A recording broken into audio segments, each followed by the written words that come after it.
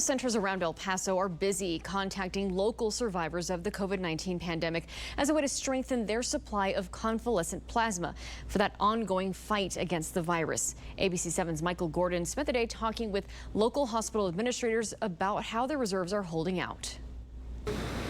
Absolutely, and I had the opportunity to talk with someone in this community who's already suffered greatly by COVID-19 and has a very strong message for anyone else who finds themselves in her situation.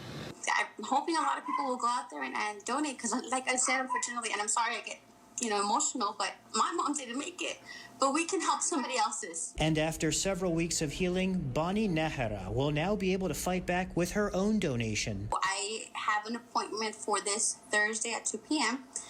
to do the convalescent plasma donation. Plasma supply has stabilized for now, but local hospitals are walking a fine line. Everybody's anticipating a rise in cases as we go into the winter months.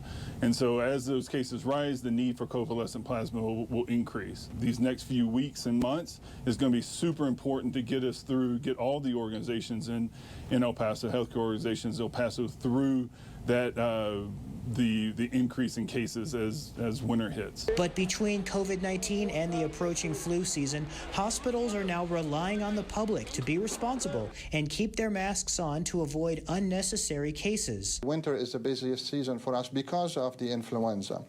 And now with the COVID, which is 4 or 5 times more patients than influenza, if you add these two populations together, then definitely hospitals will be overwhelmed and a lot of people would die. UMC and Providence both recently launched large-scale contact campaigns to get in touch with many of El Paso's COVID-19 survivors and ask them to donate antibodies if possible. And in terms of how effective this convalescent plasma can be, doctors telling me today that just one donation can be used to help save 1 to 3 patients with just one donation. Michael Gordon reporting, ABC 7.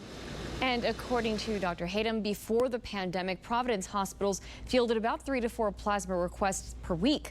During the worst of the pandemic, that number shot up to about 15 plasma requests per day, but has recently somewhat settled down to about 7 requests a day.